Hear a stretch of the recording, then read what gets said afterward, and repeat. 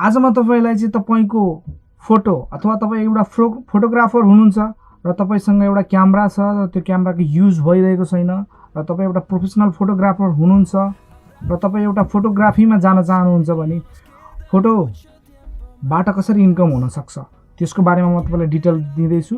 Video पुरा हेर्नु होला। यदि तपाई मेरो च्यानलमा नयाँ हुनुहुन्छ भने च्यानललाई सब्स्क्राइब गर्नु होला। हामी टेक्नोलोजी सम्बन्धी भिडियो नेपाली भाषामा मात्र नेपाली भाषामा लिएर आउनेछौँ।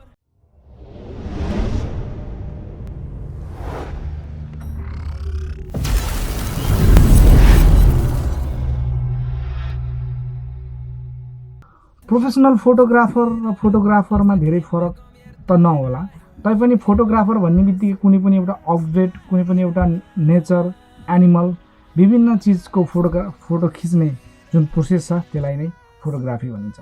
फोटोग्राफी लाइनमा चाहिँ विभिन्न क्याटेगोरी रहेको छ फोटो खिच्ने, जस्तै wedding photography, wild life photography, animal photography, त्यसपछि हाम्रो जुन अब्जेक्ट्सहरू नेचर फोटोग्राफी हुन्छ।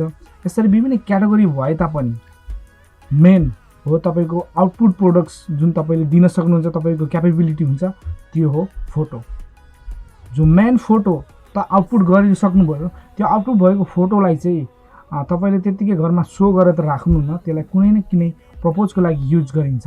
तर नर्मल्ली हेर्ने गर्दाखेरि चाहिँ के हुन्छ भन्दाखेरि डाइरेक्टली हामी चाहिँ के गर्छौँ भन्दाखेरि कुनै सपलाई दिनेछौँ, कुनै एउटा कम्पनीलाई दिनेछौँ फोटो चाहिँ बिक्रीको लागि। तर इन्डाइरेक्टली तपाईले अनलाइन मार्फत पनि फोटोलाई चाहिँ बेचेर चाहिँ पैसा कमाउन सक्नुहुन्छ। त्यसको लागि मात्र एउटा बेस्ट वेबसाइट छ शटरस्टक। shutterstock.com मा गएर तपाईले आफ्नो जुन फोटोलाई चाहिँ तपाईले बेच्न सक्नुहुनेछ र त्यहाँ राखेर अपलोड गरेर चाहिँ जुन जसलाई फोटो आवश्यक परेको छ उनीहरूले चाहिँ त्यो तपाईको फोटो डाउनलोड गरे बापत तपाईलाई चाहिँ पेमेन्ट आउनेछ। विभिन्न फोटोग्राफरहरूले चाहिँ अहिलेसम्म ट्रस्ट गरिरहेको एउटा मात्र वेबसाइट हो shutterstock.com। यो वेबसाइटको पनि विभिन्न आफ्नो पोलिसीहरू रहेको छ, विभिन्न रुल्स एन्ड रेगुलेसनहरू रहेको छ। त्योलाई फलो गरेर हामीले फोटो अपलोड गर्यौँ भने अथवा पर्फेक्ट फोटोहरू अपलोड गर्यौँ भने र तपाईले अपलोड गरेको फोटो कसैले मन पराएर त्यसलाई चाहिँ डाउनलोड गरे बापत तपाईलाई पैसा आउनेछ। यदि तपाईँ यसको बारेमा थप जानकारी चाहनुहुन्छ भने हाम्रो च्यानललाई सब्स्क्राइब गर्नुहोस्।